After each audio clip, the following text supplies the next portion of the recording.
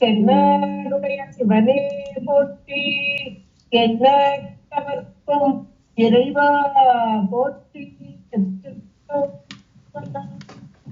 ஒளியான திருமேனி உமைக்கான மிகமேவும் கடல் மரமாமல் அழியாடும் மலத்தும் அழியான வழிகாகும் மலினாயும் நினை கூட நினையவே. சிற்றம்பலம். தில்லை குட்டபெருமான் திருடிலை மேற்கொண்டு குருமகா சன்னிதானங்கள் முற்பதம் படிக்கும் அரியவர் பெருமக்கள் பொற்பாதம் படிந்து இன்றைய அபிராமி அந்தாதி சிந்தனையிலே சென்ற வார பாடல் 20வது பாடலிலே அம்மை இருக்கக்கூடிய இடங்களை எல்லாம் எந்தெந்த இடங்களில் எல்லாம் அழகாக அம்மை வீற்றிருக்கிறாள் அப்படின்னு ஒரு பெரிய பட்டியல் கொடுத்தார்.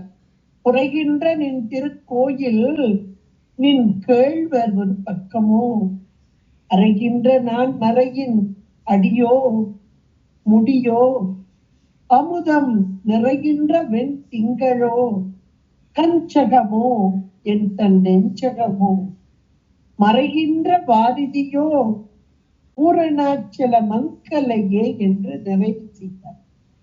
மறைகின்ற வாரிதி என்ற மாத்திரத்திலே வாரிதி மிகப்பெரிய கடல். இந்த கடலிலே இருக்கக்கூடிய மறைந்திருக்கும் பொருள்கள் அத்தனையும் உறைந்திருக்கும் அம்மை. எத்தனை எத்தனை விலையுயர்ந்த பொருட்கள் நீங்கள் கடல்ல கிடைக்க அத்தனையிலும். இப்ப இந்த கடல்ல மட்டுமா மறைந்திருக்கிற மறைகின்ற வாரிதியோ என்று சொல்லிவிட்டு அடுத்த வார்த்தை சொல்றார், பூரண அச்சல மங்கலை என்கிறார். பூரணமான, பூரணம் என்பதே நிறைவு என்பதான ஒரு பொருள். அம்மை நிறைந்தவள், பூரணாம்பிகை அம்மை. அப்படிப்பட்ட பூரணமாக மட்டுமல்ல, அச்சலமாக. சலம் என்றால் அசைவுடையது, அசலம் என்றால் அசையாத தன்மையை உடையது. அசையாத தன்மை என்பது சத்து தன்மை, நிலைத்த தன்மை, செம்மையான தன்மை. இறைவன் எம்பெருமான் செம்மேனி அம்மான் என்று சொல்வார். எந்த ஒன்றிலும் தூயாமல் தன் நிலைமை மாறாமல் இருக்கக்கூடிய சத்து தன்மைதான் செம்மை என்று சைவ சித்தாந்தம் மிக தெளிவாக கூறுகிறது. அம்மை எப்படிப்பட்டவளாக இருக்கிறாள், அதை அச்சலம். அதனாலதான் மலையெல்லாம் சிவனாக என்று சொல்வார்கள். அச்சலம். இங்கே அம்மையும் அச்சலமாக இருக்கிறாள், பூரணையாக இருக்கிறாள், நிறைந்தவளாக இருக்கிறாள். இதுல நிறைந்திருக்காள், கருணையில் நிறைந்திருக்கிறாள். முதல்ல கருணாம்பிகையாக இருக்கிறாள், ஞானமே வடிவாக ஞானாம்பிகையாக இருக்கிறாள், அத்தனையிலும் நிறைவு பெற்றவளாக இருக்கிறாள். அது போல செம்மையாக இருக்கிறார், அதிலும் பூரணமாக இருக்கிறார். அதான் பூரண அச்சல மங்கலை என்று நினைச்சு மங்கலை. அந்த மங்கலையில இருந்து அடுத்த பாடல் இங்க ஆரம்பிக்குது. அம்மை மங்களா கிருத்தியை, மங்களத்தை செய்பவள். இறைவன் எம்பெருமான் சிவம் என்ற சொல்லுக்கு மங்களத்தை தருபவன் என்று பொருள். இன்னைக்கு சிவன் சொன்னாலே அப்பா அதை அடிக்கிற கடவுள்பா. அதில் இந்த இப்ப ஆவணி மாசம் பாருங்க திருச்செந்தூர்ல திருவிழா நடக்கும். ஆவணியில ஒண்ணு நடக்கும், மாசியில ஒண்ணு நடக்கும். 7ஆம் நாள் திருவிழாக்கு கூட்டமே இருக்காது, ரொம்ப ஃப்ரீயா போய் பார்க்கலாம். சோப்பு சாத்துறது, சோப்பு சாத்துறதுன்றது இறைவன் எம்பெருமான் சிவமாக ருத்ரனாக வருகிறார். ருத்ர கோலம் தான். ருத்ர கோலம் என்பது தனக்குள் எல்லாவற்றையும் ஒடுக்குதல் என்பதான பொருள். எப்பா சோப் சாத்திய பார்த்துட்டு வந்து நான் ரொம்ப பாடுபட்டேன். எத்தனையோ பேர் என்கிட்ட சொல்லியிருப்பாங்க, எத்தனையோ பேர் சொல்லியிருப்பாங்க. தெரியாம போயிட்டேன் சாந்திக்கா, இன்னைக்கு 7ஆம் நாள் எனக்கு தெரியல.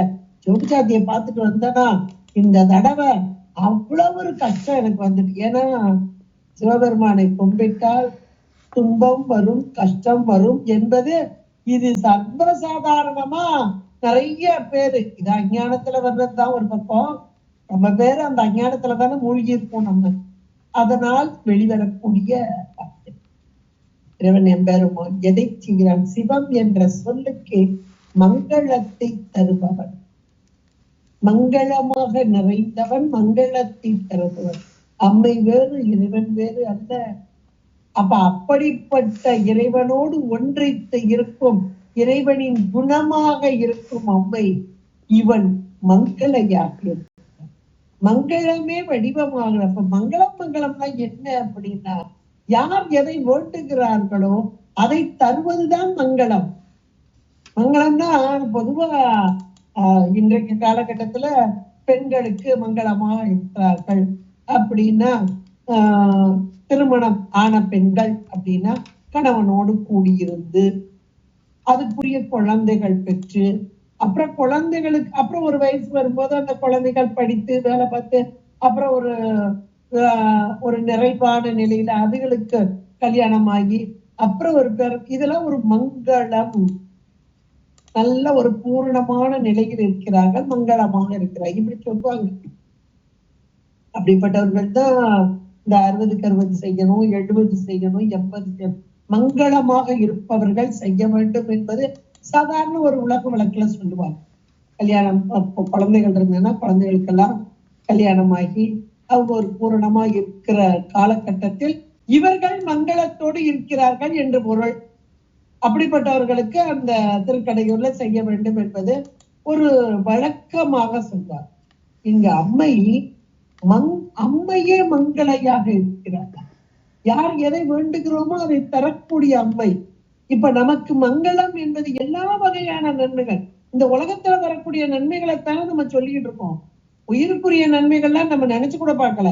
ஆனா இவர் சொல்றது முழுக்க உயிருக்குரியத்தான் சொல்ற, உயிருக்குரியதைத்தான் சொல்கிறார். உயிருக்குரிய மங்களம் எது? இறைவனோடு ஒன்றித்தல், இறைவனோடு ஒன்றித்தல். இந்த மங்களை என்ற இந்த சொல் அம்மை அப்படியே நன்மையே தருபவள். எந்த நன்மை? உலக நன்மையா? இது சில காலம் தானே, சில காலம் இந்த உடம்போடு இருக்கிற வரைக்கும். அப்புறம் அந்த உடம்பு கூட அனுபவிக்கிறதுக்குரிய உடம்பு இருந்தாதான் அனுபவிக்க முடியும். இப்ப சாப்பிடணும்னு ரொம்ப ஆசையா இருந்தது, மாம்பழம் நிறைய எனக்கு ரொம்ப பிடிக்கும், நான் சாப்பிடணும்னா அதுக்கு ஒரு வயசு காலகட்டம் தான். ஒரு வயசு கடந்த பின்பாக எவ்வளவு நான் ஆசைப்பட்டாலும் அதை சாப்பிட முடியாது.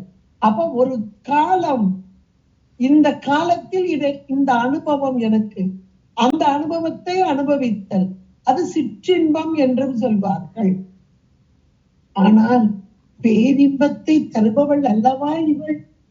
மங்களை என்றால் நன்மை. எப்படிப்பட்ட நன்மை? இறைவனோடு ஒன்றித்து இருந்து பேரானந்தத்தை அனுபவிப்பதை கொடுப்பவள் இவள். மங்களா கிருத்தியை. தன் நிலைமை மண்ணுயிர்கள் சார தரும் சக்தி பின்னமில்லா.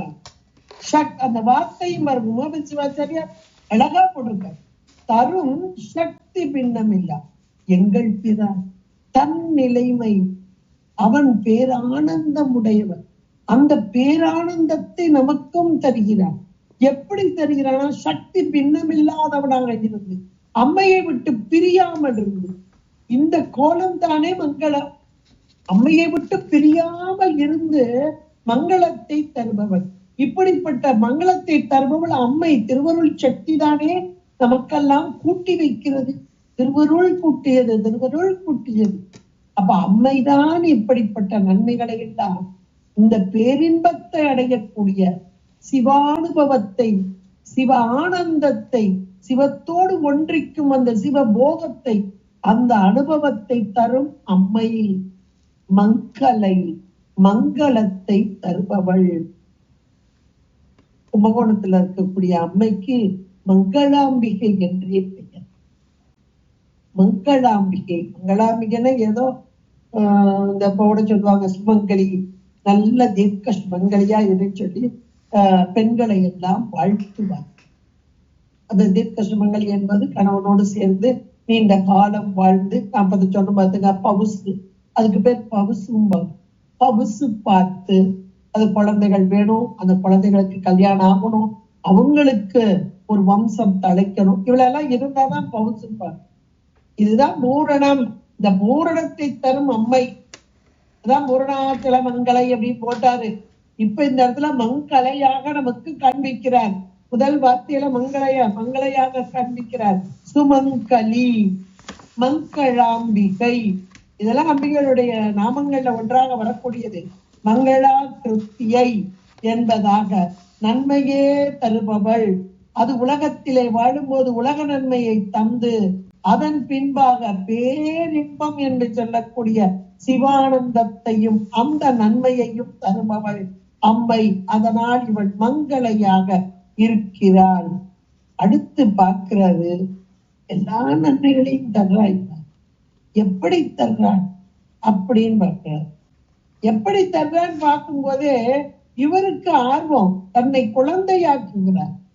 ஏன்னா இப்பவும் இறை வழிபாட்டுல மேலான ஒரு வழிபாடு என்பது சத்புத்திர மார்க்கம் என்றுதான் சொல்றோம்.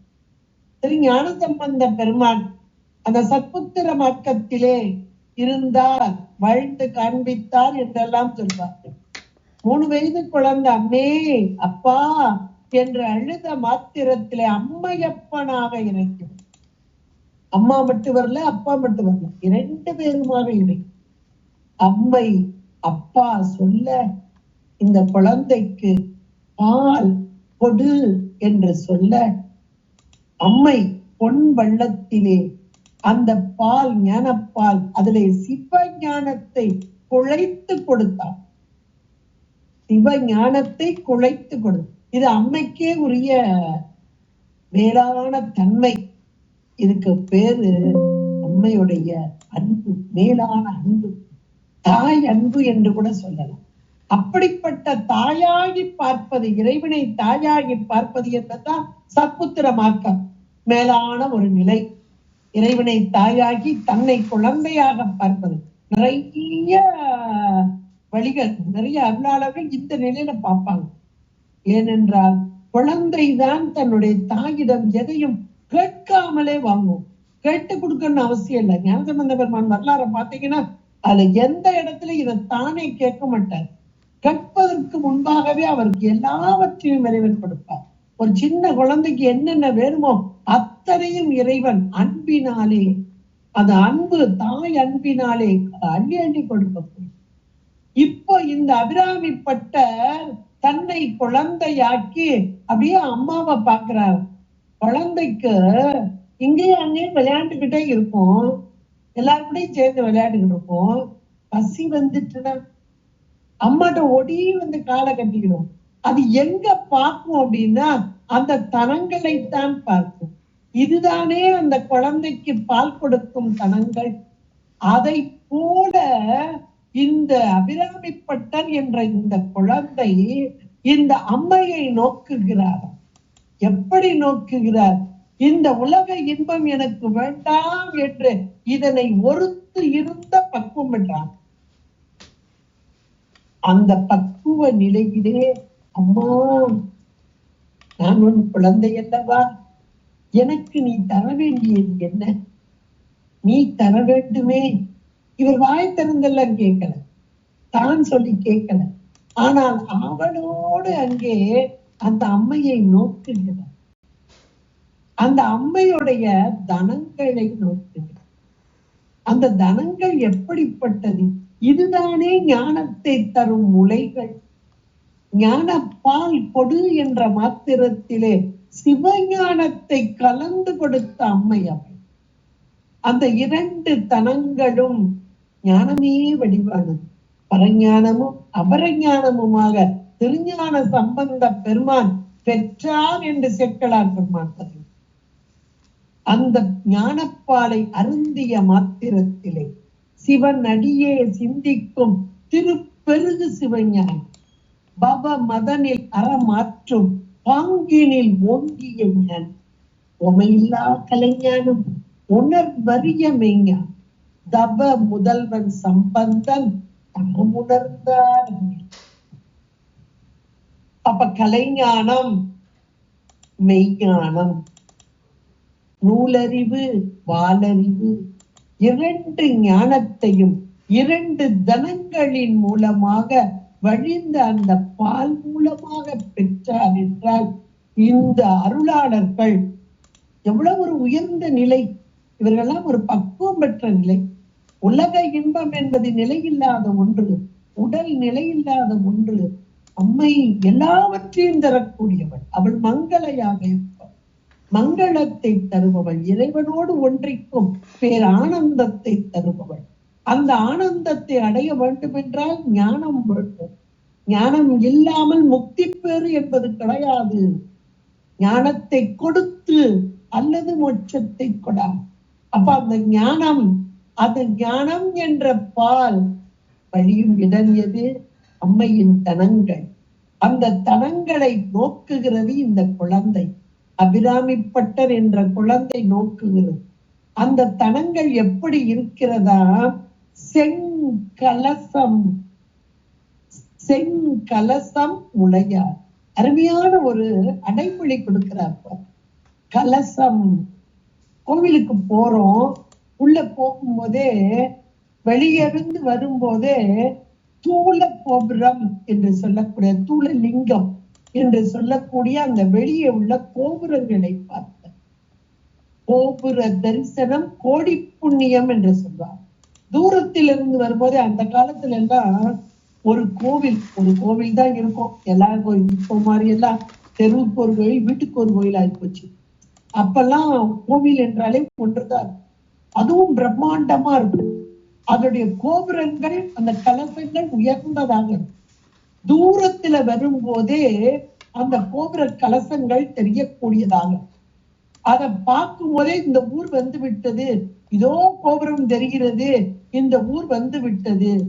மதுரை அம்பதிக்கு வரும்போது திரு ஞானசம்பந்த பெருமான் அடியார்களிடம் கேட்கிறார், மதுரை அம்பதி வந்து விட்டதா என்று கேட்ட போது, இதோ கோபுரம் தெரிகிறது, இதோ ஆலவாய் என்று அந்த ஆலவாய் அண்ணலின் கோபுரம், சொக்கநாத பெருமான் அங்கே இருக்க நீ உடனாய ஆலவாய் அண்ணல் வீற்றிருக்கும் அந்த கோபுரம் இதோ தெரிகிறது, ஆலவாய் வந்து விட்டது என்று காண்பிக்கிறார். தூரத்தில் வரும்போதே, அதாவது அந்த ஊர் எல்லைக்கு வரும்போதே இந்த கோபுரங்கள் தெரிந்து அதை கண்டு வணங்குவார்கள். இன்னைக்கும் நம்ம திருச்செந்தூருக்கு போகும்போது இது ஒரு மரபு வழக்கம். நாங்களாம் அந்த நாள்ல இருந்து இன்னைக்கு வரைக்கும் அதை ஒரு மரபாக வைத்திருக்கிறோம். எத்தனை பேருக்கு அது தெரியும்னு எனக்கு தெரியல. நடந்து போவோம். அப்ப நடந்து போறதுக்கு ஒரு காலத்தை சாமி கொடுத்தா, அது போகும்போது இங்க இருந்து 42 கிலோமீட்டர்னா கொஞ்சம் ஓரளவுக்கு ஸ்லோப் எல்லாம் வந்துரும். அந்த நேரம் அங்க பக்கத்துல திருச்செந்தூர் நெருங்கும் போதே, அதாவது அந்த ஆதித்யநாத் காலேஜ், அந்த காலேஜ் கிடக்கும் போது கோபுரம் பிரம்மாண்டமா தெரியும். கோபுரத்தை பார்த்த உடனே அதுகாரும் உடம்புல இருந்த அலுப்பு, கால் வலி எல்லாம் கலந்து ஓடிடும். இது அனுபவம். எனக்கு மட்டும் இல்ல, எங்களோட நடந்து வந்த ஒரு அம்மா, அது நடக்கவே முடியல, இங்க கொஞ்ச தூரத்திலேயே நடக்க முடியல. சரி அக்கா உங்களை பஸ் ஏற்றி விடணும், அதுக்கும் மாட்டேங்குது. அப்படியே ஒவ்வொருத்தரா தோலை பிடிச்சு பிடிச்சு பிடிச்சு வருது. அதே நாங்க நடக்கிறதே கஷ்டம், அவங்க தோலை போட்டு அமுக்கும் போது இனிமே எங்களுக்கு இருந்தாலும் எப்படியோ போகணும்னு வைங்களேன். அப்படியே கஷ்டப்பட்டு பட்டு நடந்து வந்துச்சு. ஒரு இடத்துல நாங்க கொஞ்சம் உட்கார்ந்தோம். இந்த அக்கா கூட அப்படி ரொம்ப உட்கார்ல, இல்ல நம்ம மெதுவா நடக்க அப்படின்னு போச்சு. போனா அப்புறம் நாங்க கொஞ்ச நேரம் உட்கார்ந்துட்டு அப்புறம் நடக்க ஆரம்பிச்சோம்.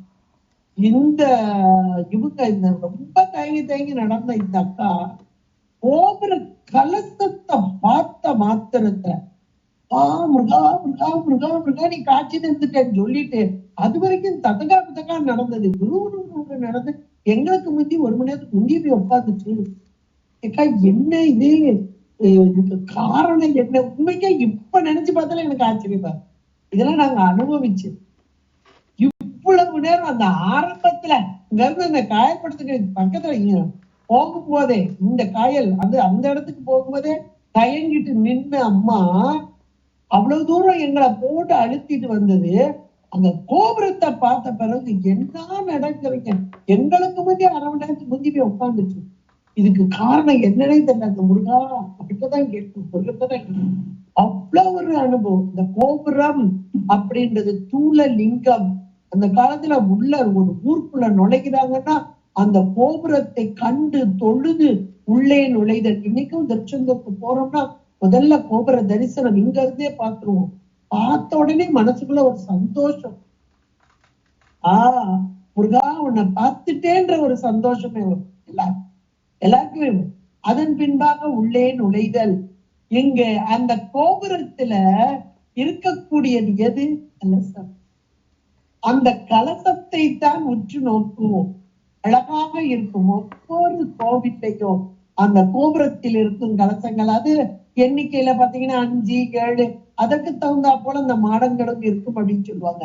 இப்ப 7 கலசம் இருந்ததுன்னா 7 மாடங்கள் இருக்கும் அப்படின்றது ஒரு கணக்கு வச்சிருக்கிறாங்க அவங்க.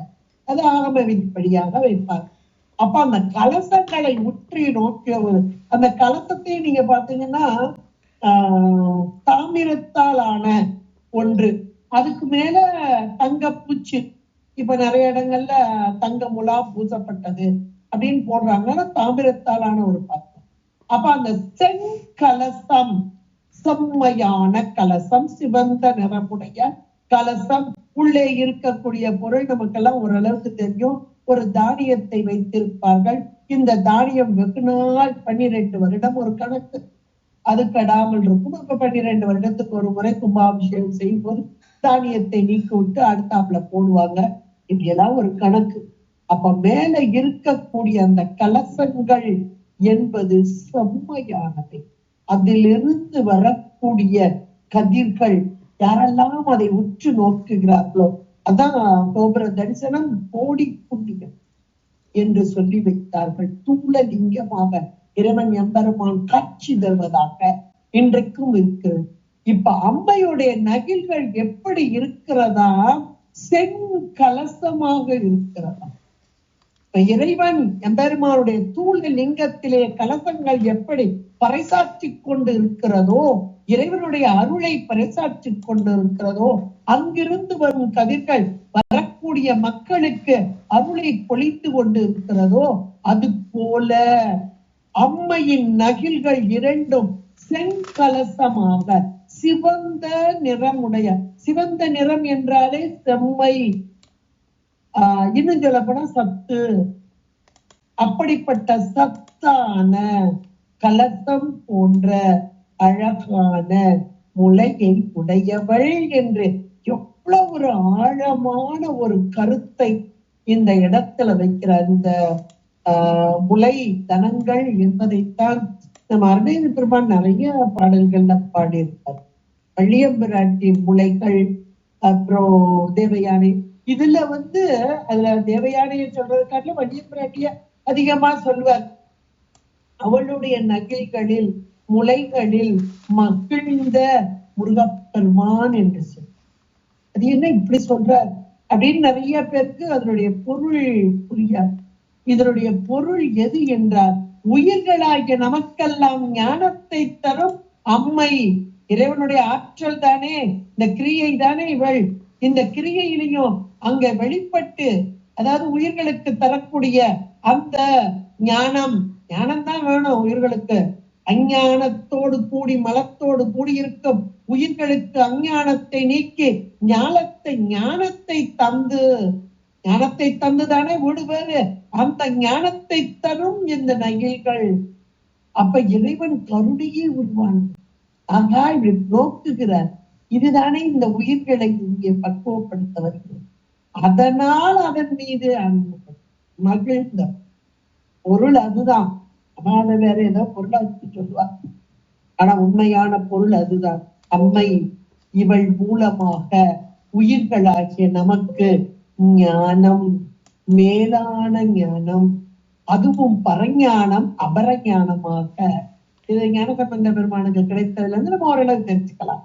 அப்படிப்பட்ட செங்கலசம் போன்ற முளையை கொண்ட அம்மை, ஞானத்தை உயிர்களுக்கு ஞானத்தை தந்து விடுபேரை தரும் பொருட்டாக வரும் அம்மை என்று மிக அழகாக எடுத்து சொல்கிறார். அப்படிப்பட்ட அதை நமக்கு திருவிளையாடல் புராணத்திலையும் பங்கைய கண் அரிய பரன் உருவே தனக்குரிய வடிவமாகி இங்கு அயல் கண் அகன் உலகம் எண்ணிறந்த சராசர சராசரங்கள் இன்றும் எண்ணிறந்த சராசரங்கள் இன்றும் தாழா கொங்கை. எவ்வளவு ஒரு அருமையான வார்த்தைகள் பாருங்க. அதாவது அந்த சராசரங்களை ஈன்றவள் இவள், ஆனாலும் இவள் கண்ணி என்றும் சொல்வார்கள். இந்த இடத்துல அப்படிப்பட்டவளுடைய கொங்கைக்கு அழகா சொல்றார், தாழா கொங்கை அக்கன் மலர்கூந்தல் குமரி என்ற திருவிளையாடல் புராணத்துல மிக அழகாக இவளுடைய தனங்களை பற்றி இங்கே எடுத்து சொல்லக்கூடியதாக இருக்கிறது. அப்படிப்பட்ட செங்கலசம் உளையாளாக ஒரு குழந்தை தன்னுடைய தாயை நோக்கும் போது தனக்கு வேண்டிய பொருள் வேண்டும், அது எங்கிருந்துதான் கிடைக்கிறது என்று நோக்குவது போல அபிராமி பட்டர் அழகாக எடுத்து சொன்னார். அடுத்து சொல்றார் பாருங்க ஒரு வார்த்தை, மலையாள். மலை என்பதே இறைவனுக்கு உரியது. இன்னைக்கு அச்சலம் மலை என்று சொன்னாலே மலை இருக்கும் இடமெல்லாம் இறைவன் எம்பெருமான் இருக்கும் இடம். அதை விட குன்று இருக்கும் இடமெல்லாம் குமரன் இருக்கும் இடம் பார்த்தோம். இன்னைக்கு நிறைய இடங்கள்ல குன்றிலிடம் குமரன் தான் இருப்பார். மலை அத்தனையும் சிவபெருமானுக்கே உரித்ததானது. மலை என்ற ஒரு சொல்லே மலைக்க செய்வது என்பது.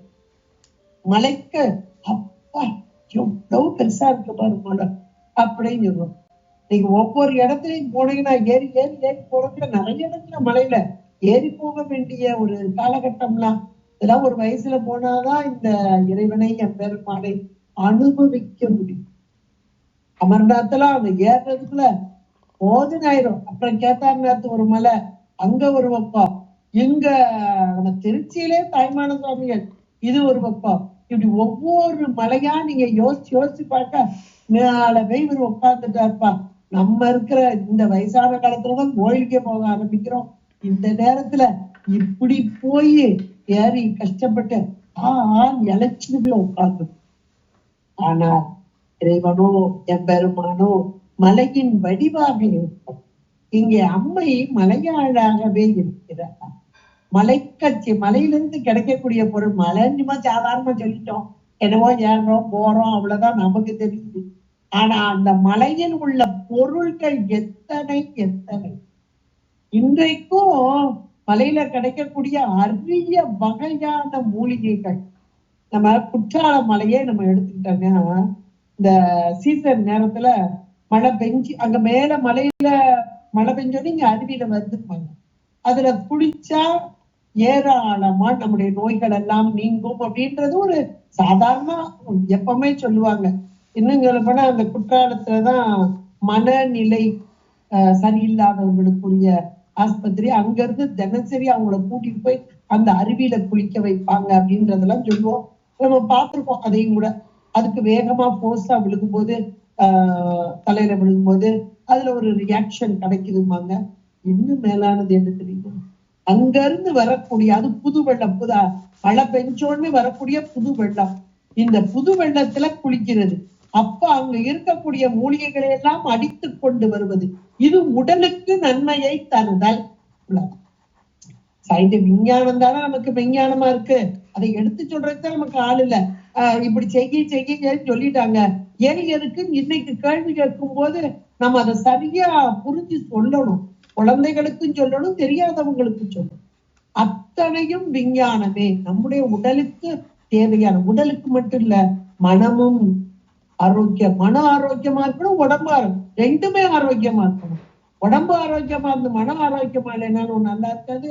மனம் ஆரோக்கியமா இருந்து உடம்பு ஆரோக்கியமா இருந்தாலும் நல்லா இருக்கும். இரண்டுக்குமாக உள்ள இடங்கள் என்று பார்த்தால் மலை மீறி இருக்கும் இறைவன் எம்பெருமான், மலையே தனக்கு இடமாக குடிகொண்ட இறைவன் எம்பெருமான். இன்னும் சொல்ல போனா மலையே இறைவனாக. இப்ப அண்ணாமலை அப்படி எடுத்துட்டா மலையே இறைவன். கைலாயம் என்று எடுத்துக்கொண்டார். கைலாயத்தை கூட்டிட்டு போகும்போது எங்களுக்கு எல்லாம் சொல்லியே கூட்டு போறாங்க. இங்க போய் எங்க கோயில் இருக்கு, கோபுரம் இருக்கு, சாமி எங்க இருக்கா தேடாதீங்கன்ட்டாங்க. முதல் வார்த்தையே அதைத்தான் சொல்லி கூட்டு போனாங்க. அங்க போய் தேடிக்கிட்டு இருக்காதீங்க, கோயில் எங்க இருக்கு, இவ்வளவு தூரம் கஷ்டப்பட்டு வந்திருக்கோம், இவ்வளவு லட்சத்தை திரட்டு வந்திருக்கோம், ஒரு கோயில் கூட இல்லையா அப்படின்னு கேட்காதீங்கன்ற. அந்த மலைதான் சிவம், அந்த கைலாய மலைதான் சிவம் அப்படின்னு. அந்த கைலாய மலையும் அம்மையப்பனாக காட்சி தருதல். அப்ப அம்மை எப்படிப்பட்டவளாக இருக்கிறார்? மலையாளாக இருக்கிறார், மலைக்கு உரியவளாக இருக்கிறார். என்ன சொல்லப்போனா அந்த மலையில இருக்கக்கூடிய இமயமலை பர்வதராஜன் அவன் வேண்ட தவம் இருக்க அந்த அம்மை தனக்கு மகளாக வர வேண்டும் என்று வேண்ட அந்த பர்வதராஜனுக்கு மகளாக வந்த அம்மை பார்வதி என்று பெயர் பெற்றவள் பறைராஜனுக்கு இரு கண்மணியா உதித்து மலைவளர் காதலி தென் உமையே என்று தாய்மான சுவாமிகள் பாராட்டுவார். அப்படிப்பட்ட மலைக்கு அரசனாகிய பர்வதராஜனின் மகளாக வந்தார். இன்னொன்னு மலையாள் அப்படின்னு சொன்னார், மலை மீது வாழ்பவள் என்றும் கொள்ளலாம். அம்மை எதற்காக வந்தாள்? அசுரனை அழிப்பதற்காக வந்தவள் அம்மை. ஒவ்வொரு இடத்திலையும் காரணம் இல்லாமல் காரியம் இல்லை. எந்த ஒன்றை அம்பாள் இறங்கிட்டா கீழேனா ஒரு காரணம் உண்டு. அது என்ன காரணம்? பண்டாசுரனை அழிக்கும் வண்ணமாக வந்தவள் லலிதாம்பிகை. இந்த பண்டாசுரனை அழித்த பின்பாக கமேஸ்வரருக்கு ஏற்ற வகையிலே அந்த திருக்கோவில்களை அமைக்க எண்ணினார்களாம் தேவாதி தேவர்கள். அதற்காக இந்த தேவர்களுக்கு ஒரு தச்சன் இருக்கார், அவர் விஸ்வகர்மா. அசுரர்களுக்கு ஒரு தச்சன் இருக்கார், அவர் மயன். தேவர்களுடைய தச்சன் விஸ்வகர்மா, அசுரர்களுடைய தச்சன் மயன். ரெண்டு பேரையுமே அழைத்து 16 ஸ்ரீநகரங்கள் அதை அழகாக அமைக்கும்படியாக நேர்த்தியாக, இது மாதிரி இனி ஒரு நகரம் இருக்கக்கூடாது, அப்படி செய்யணும் அப்படின்னு 2 பேருக்கு ஆணையிட்டார்கள். இங்கே தேவர்களும் அசுரர்கள். ஏன்னா அசுரர்களுக்குரிய விஸ்வகர்மாவும் இருக்க இந்த அம்மைக்கு நாம் கடமைப்பட்டவர்கள் என்று அப்படிப்பட்ட 16 நகரங்களை மிக நேர்த்தியாக செய்தார்களாம். அந்த சிற்பியர்கள் அந்த 2 பேரும் அதே போல அந்த 16 நகரங்களை அமைத்தார்கள். அதில் 9 மலை மேல் இருந்தனவா, 9 நகரங்கள் மலை மேல் இருந்தனவா, 7 கடல்களில் இருந்தனவா. 9 மலை மேல இருந்துச்சு, 7 கடல்கள். அந்த 9 மலைகளின் மேல் இவள் வாழ்வதால் இவள் மலையாள் என்று அழைக்கப்படுகிறாள். மலையாள் என்று அழைக்கப்படுகிறாள். அப்ப அம்மை எப்படிப்பட்டவளா இருக்கா பாருங்க. ஏன்னா இந்த லலிதா சகஸ்ரநாமம் படிச்சோம்னா அழகா புரியக்கூடியதாக மேருமலை மேருமலை என்று சொல்லிக் கொண்டிருக்கிறோம். அம்மை விற்றிருக்கும் இடம் எது என்பதை மிக அழகாக சகஸ்ரநாமம் நமக்கெல்லாம் காண்பிக்கக்கூடியதாக 1000 நாமங்களின் மூலமாக அம்மையின் பெருமைகளை எல்லாம் பட்டியல் போட்டுக் கொண்டு வருகிறார்கள். அதிலே மேரு மலையாச்சலமாகிய பொதி, அதில் விந்தமலை விந்திய மலை, இந்த மலைகளிலெல்லாம் அம்மை திருக்கோயில்கள் கொண்டிருக்கிறார். அதனால் சுமேரு மத்திய ஸ்ருங்கஸ்தா, சுமேரு மத்திய ஸ்ருங்கஸ்தா, மேரு நிலையா, விந்தியாச்சல நிவாசியை, மலையாச்சல வாசியை, இத்தனையும் அம்மைக்குரிய நாமங்கள். இந்த நாமங்களுக்குரிய பொருள் தான் இப்ப நம்ம சொன்னது. மலையாள் அப்படின்னு அவர் ஒரு வார்த்தையில போட்டுட்டு போயிட்டார். அப்ப மலையாள் என்றால் இறைவனே பெருமான் மலையின் வடிவமாக இருப்பவன். அந்த குணியுடைய குணம்தான் இவள் மலையாள் என்பதாக பொதுப்பட சொல்லிவிடலாம். ஆனால் அந்த மலை என்பது மலைக்கச் செய்வதாக இருப்பது. அப்படிப்பட்ட மலைக்கச் செய்யக்கூடிய அந்த மலையிலேயும் அம்மை எப்படிப்பட்டவளாக இருக்கிறாள் என்றால், இந்த லலிதாம்பிகையாக வந்து 16 வயது யௌவன பெண்மணியாக வந்து அசுரனை அழிக்க வந்து அந்த பண்டாசுரனை அழித்த மாத்திரத்திலே இவளுக்குரிய நகரமாக செய்து அதுல 16 நகரங்களை தேவசக்தியையும் மயனையும் வைத்து செய்து பிரம்மாண்டமான நகரங்கள், அதில் 9 மலைமேல் அமைந்ததாக. அப்படிப்பட்ட மலையாளாக இருக்கும் அம்மை அவள்தான் சுமேரு மத்திய சிங்கத்தாவாக மேரு நிலையாவாக விந்தியாச்சல விந்தியாச்சலம் என்ற மலை. அப்ப அந்த வித்யாச்சல நிவாசினியாக மலையாச்சல வாசினியாக இப்படியெல்லாம் இருக்கும் அம்மை என்று அழகாக பட்டியல் போட்டு காண்பிக்கிறார். அப்படிப்பட்ட மலையால் மலைக்கச் செய்பவள் இவள். எல்லா மலை என்பாலே சாதாரணமான ஒன்று இல்லை. அளவு கடந்த பொருள்களை உயிர்களாகி நமக்கு அள்ளி அள்ளி தரக்கூடியது. அப்படிப்பட்ட நமக்கு வேண்டிய எல்லா நலன்களையும் வளங்களையும் அள்ளித்தரும் மலையை போல இருந்து நம்முடைய வாழ்விலே நன்மையே தரும் அம்மை என்பதாக மலையாள் என்று அழகாக எடுத்து சொன்னவர். அடுத்து பார்க்கிறார், ஒரு குழந்தையா நின்று பார்த்தார். அப்படியே தனங்களை பார்த்தார். அந்த தனங்கள் தரக்கூடிய ஞானம். ஏன்னா இவர் ஞானம் வேண்டி நிற்கும் குழந்தை, நாம உலக இன்ப வேண்டி நிற்கும் குழந்தைகள். யார் எந்த குழந்தை எதுக்காக்கோ அதற்கு அப்படியே கொடுப்பார்கள் அன்னை. ஞானம் வேண்டி நிற்கும் குழந்தைக்கு ஞானத்தை கொடுப்பார். உலக இன்பம் போகத்தை வேண்டும் நிற்கும் குழந்தைக்கு உலக போகத்தை கொடுப்பார். இப்ப இவரோ எந்த ஞானத்தை கொடுக்கிறார்? உலக போகம் வேண்டாம் அம்மா, இது சிற்றின்பம், இதோ இந்த சிவபோகத்தை வேண்டி நிற்கும் ஞான குழந்தை. அதனால் அந்த முளை செங்கலச முளையாக இருக்கிறது. மலையாளாக இருந்து அப்படியே காட்சி நின்றார். அடுத்து அப்படியே அந்த குழந்தை பார்த்துக்கிட்டே வந்து கைய பார்க்குதான்.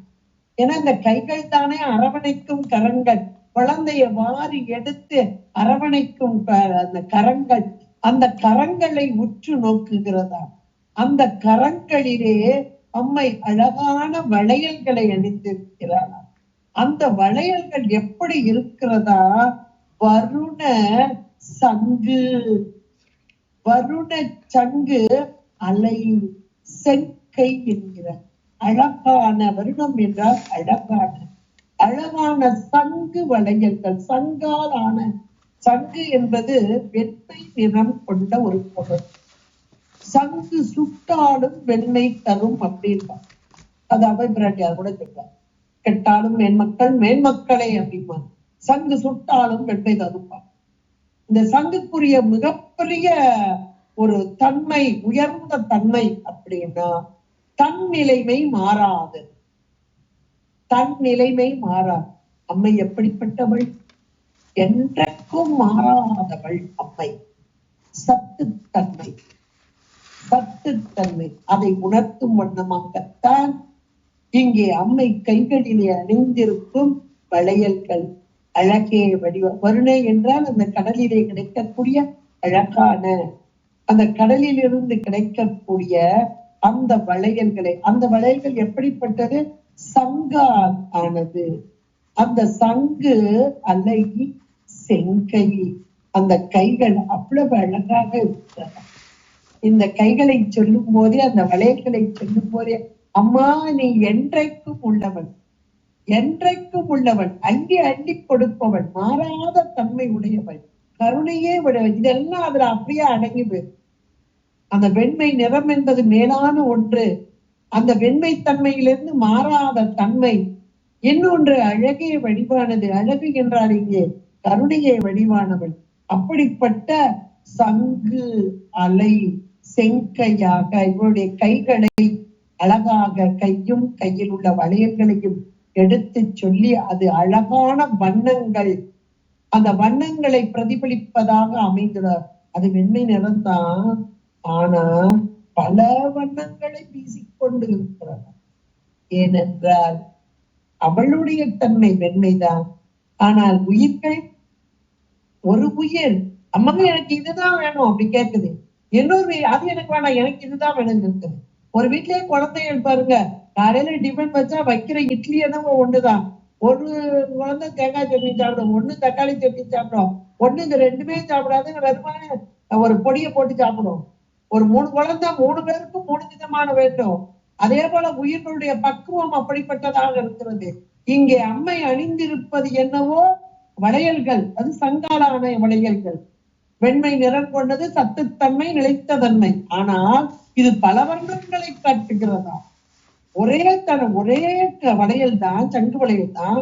ஆனா இது பல வர்ணங்களை காட்டுவது போல உயிர்கள் கெட்டதையெல்லாம் அள்ளி அள்ளி கொடுத்தல். கைகள் தானே அள்ளி கொடுக்கிறது. அந்த கைகளில் அணிந்த வளையல்கள் பல வர்ணங்களை காட்பது போல யார் எதை கற்கிறார்களோ, எந்த உயிர்கள் எதை விரும்புகிறதோ அதை அள்ளி அள்ளி கொடுக்கும் அம்மை. அப்படியே அழகாக அந்த வார்த்தையிலே கொண்டு வந்தார். அப்படிப்பட்ட அம்மை எப்படி இருக்கிறாளா? சகல கலா மயிலாக அம்மை. அடுத்த வார்த்தை சகல கலா மயில், கலைகளின் நாயகி, கலைகளின் இருப்பிடம். இப்ப புரட்டாசி மாசம் வருது, வந்தாலே நம்ம வீடுகள் எல்லாம் பாத்தீங்கன்னா கொலு வைப்பார்கள், ஒவ்வொரு வகையான கலைகளை வளர்ப்பார்கள். அம்மை கலைகளுக்கு உரியவள். ஏன் கலை என்றால் இந்த கலைகள் தான் உயிர்கழகி உயர்ந்த நிலைக்கு எடுத்து சொல்லுதல். ஒண்ணு ஞானத்தை மேம்படுத்துறது. நீங்க ஒவ்வொரு கலைகளையும் சிறந்திருக்கிற கலைஞர்களை பார்த்தா என்ன நுணுக்கமா, ஒரு ஓவியம் வரைவதில் எத்தனை நுணுக்கம், ஒரு பாடுவதில் எத்தனை நுணுக்கம். பாடுறதுலயும் பாத்தீங்கன்னா தேவாரம் நம்ம சாதாரண பண்ணிச்சேன பாடுறோம், ஆனா அதையே சுரட்டி சுரட்டி சுரட்டி பாடும்போது அப்பா அப்படி கட்டுக்கிட்டே இருக்கணும் போல. அப்ப அந்த உயர்ந்த நிலை இந்த கலைகளின் மூலமாக மேலான ஞானத்தை தந்து அதன் மூலமாக முக்தி பேறு தரும் அம்மை. அந்த கலைகளுக்கு நாயகியாக இருக்கும் அம்மை. அதான் சகல கலா, சகல கலைகளுக்கும் நாயகன். சகல கலா வள்ளி மாலை குமரகுருவர் பாட்டினா அம்மையுடைய தன்மையை அப்படியே அழகா பட்டியல் போடுவார். அந்த 10 பாடல் அவ்வளவு ஒரு உயர்ந்த நிலை கொண்டதான ஒன்று. இங்கே கலை என்பது அவளுடைய உருவமாகவே அமைக்கும். கலைகள் அவளால் உண்டாக்கப்படுகிறது. கலைகள் 64 இவளால் உருவாக்கப்படுகிறது.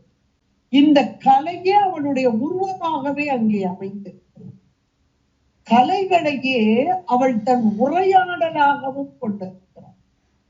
இப்படிப்பட்ட சகல கலா வள்ளியாக இவள் விளங்குகிறாள் என்பதைத்தான் இங்கே சகல கலா மயில் என்றார்.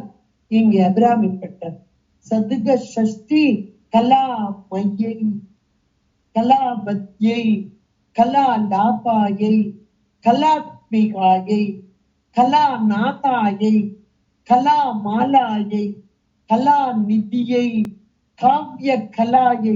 எத்தனை சகசர நாம வந்து பாருங்க, எத்தனை சகசர நாம இப்ப சொல்லியாச்சு பாருங்க. சதுக சஷ்டி கலா மையை, கலா பத்யை, கலா லாபாயை, கலாத்மிகாயை, கலா நாதாயை, கலா மாலாயை, கலா நிதியை, காவிய கலாயை. இத்தனை கலைகளின் வடிவமாகவும் இவளே உருவமாகவும் அவள் உருவமே கலையாகவும் இருக்கக்கூடிய அம்மை என்பதை சகல கலா மயில் என்றார். இன்னொன்னு கலா மயில், கலை சரி 60 கலைகள் 64, சகல கலைகளுக்கும் நாயகி. அடுத்து கலா மயில் என்றால் கலா என்பது மயிலுடைய தோகைக்கு உரியது. அதனால் இந்த கலா மயில் என்றார். கலா மயில் கூத்து அயர் குளிர் குணம் என்பது மீனாட்சி பிள்ளை தமிழ். இப்படிப்பட்ட அப்படி அம்மை எப்படி இருக்கிறானா, அழகாக அந்த மயில் கலாபத்தோடு கூடிய மயில் அப்படி அழகாக ஆடும் வருங்க. அது போல தோகையை விரித்து ஆடி தன்னுடைய அந்த அழகை காண்பிக்கும் போது மெய் மறந்து நாம ரசிக்கிறோம். அது போல அம்மை இங்கே இருக்கிறது. அது சகல கலா மயில். கலாபம் என்றாலே மயிலுக்கு ஒரு பெயர் சொல்வார். இந்த தோகையோடு கூடிய அழகான மயில் போன்ற அம்மை என்பதாகவும் இங்கே அழகாக வைத்தார் அபிராமிப்பட்டர். அடுத்து சொல்றார் அம்மை எப்படிப்பட்டவளாக இருக்கிறாள் என்றால், இறைவன் எம்பெருமான் அடுத்தாப்புல சாமியை சொல்றார். தாவு கங்கை பொங்கு அலை தங்கும் புரி சடையோ. குடை ஆளுடையார். இவ்வளவு நேரம் அழகா பட்டியல் போட்டு, அம்மைய வரிசையா பட்டியல் போட்டு, மங்களை செங்கலசம் முளையால் மலையாள் வருணச்சங்கு அலை செங்கை சகல கலாமையில் என்றெல்லாம் அம்மையை சொல்லி, அவருடைய தனங்களை சொல்லி, அவருடைய கரங்களை சொல்லி, அழகான தோகையோடு கூடிய மயில் என்பதாக சொல்லி, அடுத்து இந்த இறைவன் எம்பெருமானோடு கூடியிருப்பதுதானே ஒரு பெண்ணுக்குரிய மங்களம். அந்த மங்களத்தை இங்கே கொண்டு வர வேண்டுமே. அந்த இறைவன் எப்படிப்பட்டவர் அத சொல்லணும் இல்லையா? அப்ப அவருடைய பெருமைகளை சொல்லி, இப்பேற்பட்ட இறைவனுடைய ஒரு பாகத்தை கொண்டவள் இவள் என்பதை சொல்லணும். அதுக்கு ஒரு அழகான ஒன்றை சொல்கிறார்.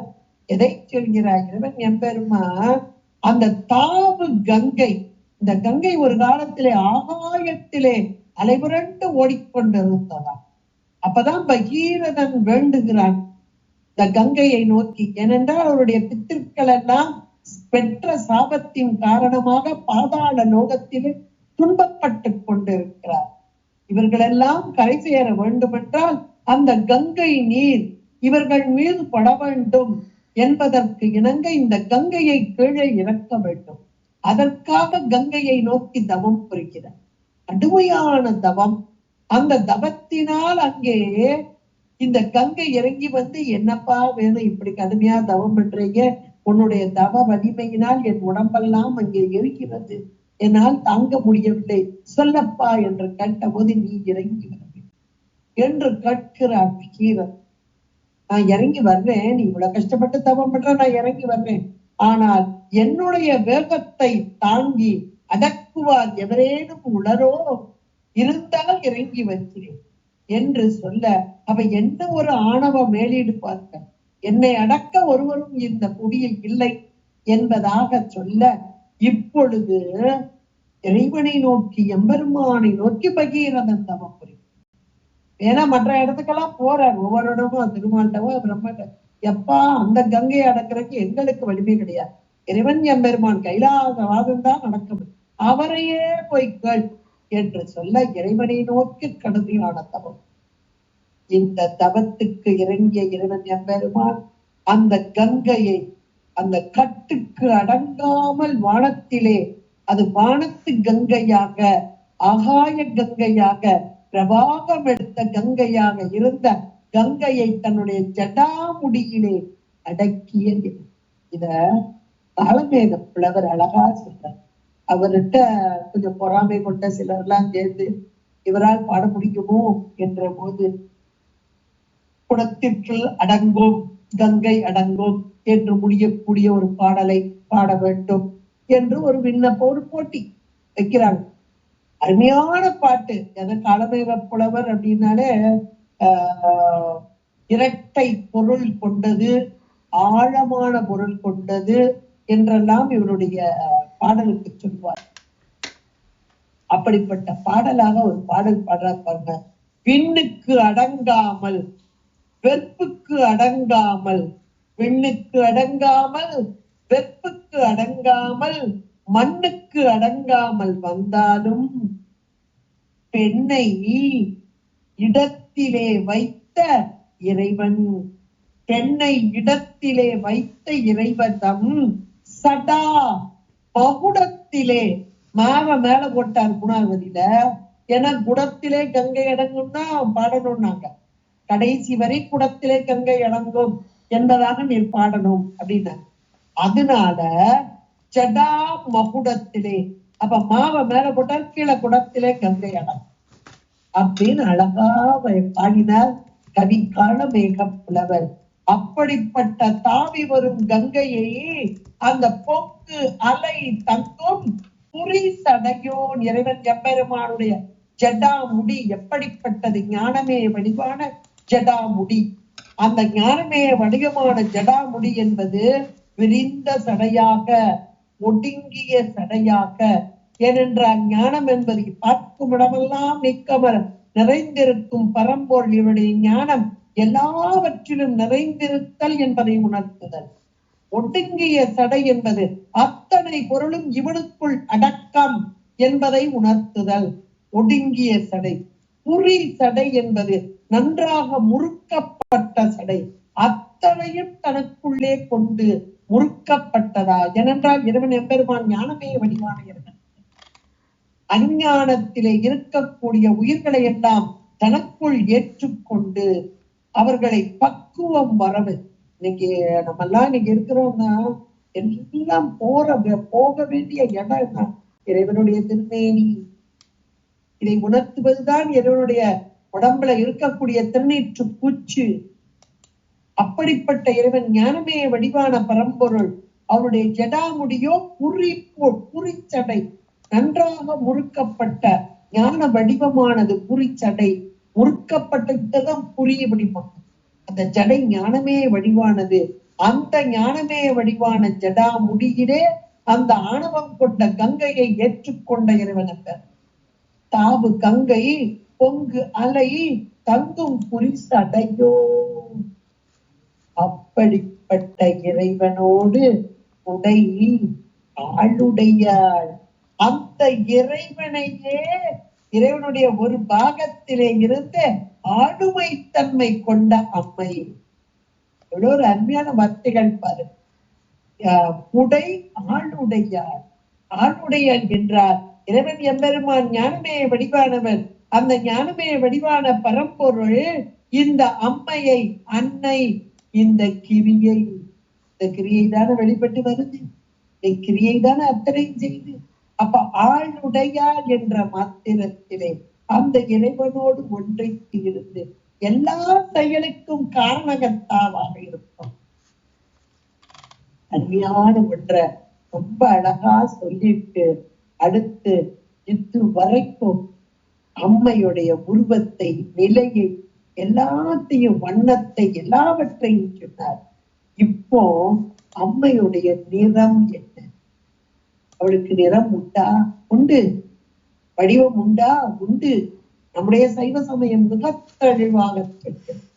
இறைவனுக்கு வடிவம் உண்டா? வடிவம் இல்லாத சொரூப நிலையில் உள்ள இறைவன் உயிர்களின் பொருட்டாக இறங்கி வருகிறார். இதுதான் அவத்தை நிலை, இறைவனுக்குரிய நிலைகள். அருவமான இறைவன் உருவம் தாங்கி வருகிறான்.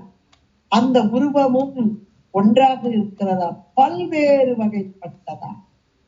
எதற்காக? பல வகையாக இருக்கும் உயிர்களின் பக்குவ நிலை, அதன் பொருட்டாக. அது கூட குரு லிங்க சங்கமமாக, மூன்று நிலையாக, இப்படி எத்தனையோ சொல்லிக் கொண்டிருக்கலாம். இப்ப அம்மை எப்படிப்பட்டவள்? அவளும் அப்படியே. அவன் வேறு அவள் வேறு அல்ல, இரண்டும் ஒன்றே. இறைவனுடைய ஆற்றல் தானே அம்மையாக வருகிறது. அப்ப அம்மையுடைய நிறங்கள் என்ன என்றால் 5ஆக சொல்கிறார் அபிராமி. பிங்கலை, நீலி, செய்யாள், வெளியாள், பசும் பெண் கொடியாள். அருமையான ஒன்று. இந்த 5 நிறங்களும், அந்த 5 நிறங்களில் முதலில் மஞ்சள். பிங்கலை என்றால் மஞ்சள், அதாவது பொன்னிறம், தக தக தக மின்னக்கூடிய பொன்னிறம் உடையவள் என்பதை குறிப்பது. ஆதி சுந்தரி, நீலி பிங்கலை, குமாரி பிங்கலை என்றெல்லாம் திருப்புகழிலே அருணகிரிநாதர் ரொம்ப அழகாக சொல்வார். அந்த பிங்கலை என்பது பொன்னிற வடிவம் கொண்டவளான அம்மை. இந்த பொன்னிற வடிவம் என்பது எங்கே அமைந்துள்ளது என்றால் நம்முடைய 6 ஆதாரங்களிலே சுவாதிஷ்டானம், அந்த சக்கரம், சுவாதிஷ்டான சக்கரத்திலே 6 இதழ் தாமரையிலே எழுந்து அருளியிருக்கும் காகினி என்ற அம்மையின் திருமேனி. இந்த அம்மையுடைய திருமேனி பொன்னிற வடிவம் உடையது. இதை நம்முடைய சகஸ்ர நாமம் பீத வர்ணாயை என்று இந்த திருக்கோலத்தை எம்புகிறது. பீத வர்ணா, பொன்னிறம் உடையவள் என்பதாக. அடுத்து பிங்கலை, பொன்னிறம். அடுத்து நீலி. நீலி என்றால் நீல நிறத்தை உடையவள். கொஞ்சம் டார்க் ப்ளூவும் பிளாக்கும் கொஞ்சம் ஒரு மாதிரி இருக்கும். கொஞ்சம் ஒரே மாதிரி தெரிகிற மாதிரி இருக்கும். என்ன உன்னைய கருப்பு எடுக்கக்கூடாதுன்னு சொன்னா திரும்ப இல்ல இருக்கா கருப்பு இல்ல, நல்ல டார்க் ப்ளூ, நல்லா பாருங்க அப்படிப்பாங்க. அது மாதிரி அந்த நீலம் என்றால் அங்கே நீலி என்றால் நீலம், கரு நிற காளியாக அம்மை விளங்குகிறாள்.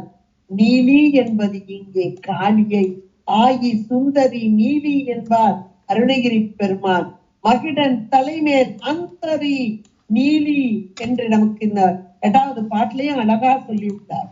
இப்படிப்பட்ட நீலியாக, கருநீலம் கொண்டவளாக, காளியாக வரும் அம்மை மூலாதார சக்கரத்திலே 5 முகத்தோடு 4 இதழ்கள் கொண்ட தாமரையிலே சாகினி என்ற திருநாமத்தோடு கூடியவளாக எழுந்தருளி இருக்கும் அம்மை.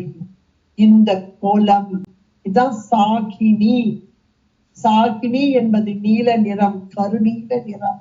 இது மூலாதார சக்கரத்திலே உள்ளது, 5 முகத்தோடு கூடியது, 4 இதழ்களை உடைய தாமரை மலரின் மீது வீற்றிருந்து நமக்கு அருள் பாலிக்கும் அம்மை நீலி. அடுத்து செய்யாள், செம்மை. முதல் பாட்டிலே உதிக்கின்ற செங்கதிர் போட்ட, அப்ப செம்மை நிறம் கொண்ட அம்மை. அப்படிப்பட்ட அம்மை இந்த மணிப்பூரகம் 10 இதழ் கொண்ட தாமரை, அதில் 3 முகங்களோடு கூடியவளாக லாகினி என்ற நாமத்தோடு அந்த லாகினி என்னும் கோலத்திலே அம்மை செந்நிறம் உடையவளாக, சிவந்த வர்ணம் உடையவளாக, அவளை ரத்த வர்ணா என்றும் இங்கே சகஸ்ர நாமம் போற்றுகிறது. இந்த கோலத்தை தான் இங்கே சொல்கிறார் இங்கே அபிராமி பட்டர். செய்யாள், பிங்களை நீலி செய்யாள். செய்யாள் அப்படின்னும் போது இந்த திருமகளுக்கும் செய்யாள் என்பார்கள். செய்யவள் தவ்வையை காட்டிவிடும் என்பது குறள். அப்ப அம்மையே திருமகளாக இருந்து விளங்குகிறாள் என்பது செய்யாள் என்பதற்கு திருமகளாக நின்று நலம் செய்பவள் என்பதான ஒரு பொருள். நமக்கு மறைகின்ற வாரதியோ அப்படின்னு சொன்னார் பாருங்க. அப்ப அந்த அழகான தாமரை மலரின் மீது இருந்து அங்கே அருள் பாலிப்பவள். அடுத்தாப்புல வெளியாள், வெண்மை நிறம் கொண்டவள்.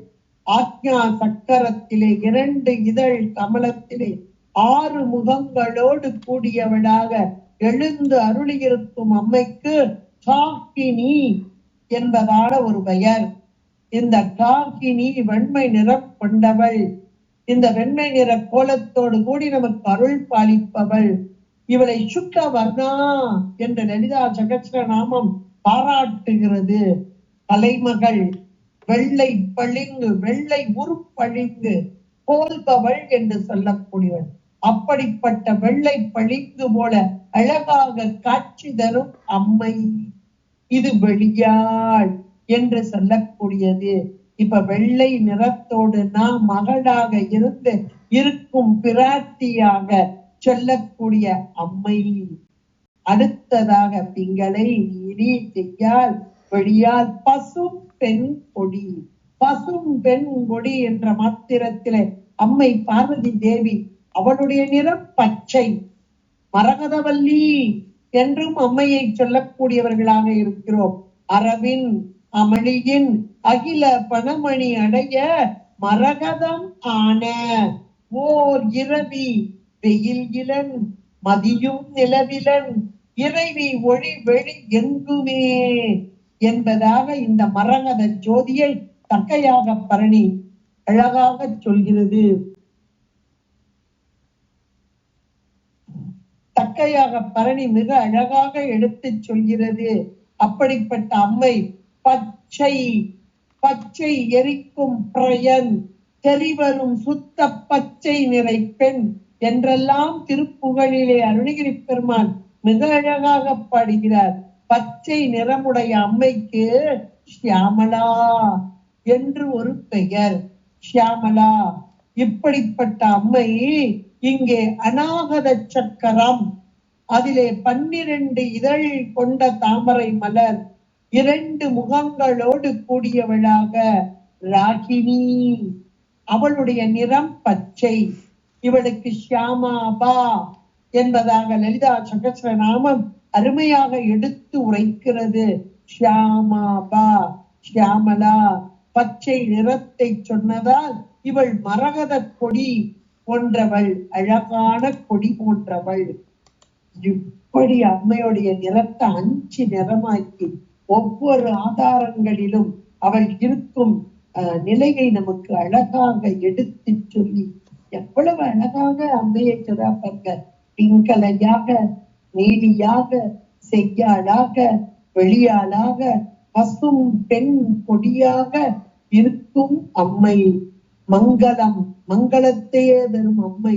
செங்கலசம் போன்ற நகிலையும் அழகான வளையல்களையும் சங்கு போன்ற அழகான சங்கினாலான வளையல்களை உடைய கைகளையும் உடைய அம்மை மலைமகளாகவும் சகல கலா மகிழாகவும் வரும் அம்மை.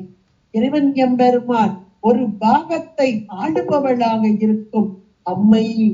இவள் பிங்களை, நீலி, செய்யாள், வெளியாள், பசும் பெண் கொடியாக 5 வண்ணங்கள் கொண்டவளாக இருக்கும் அம்மை என்று அம்மையை பற்றி பிரவாகமாக எடுத்து சொல்லும் அற்புதமான ஒரு பாடல் 21வது பாடல். மீண்டும் மீண்டும் சிந்தியுங்கள், மீண்டும் மீண்டும் படியுங்கள், மனதிற்குள் தியான பொருளாக்குங்கள். அம்மையை அடைந்தால் அகிலத்தையும் வெல்லலாம், எல்லாவற்றையும் அடையலாம் என்பதற்கு இந்த ஒரு பாட்டு போதும். அவ்வளவு ஒரு உயர்ந்த ஒரு பாடலாக்கி இன்றைக்கு சிந்திப்பதற்கு கொடுத்த திருவருளுக்கும் குருவருளுக்கும் நன்றி. நன்றி.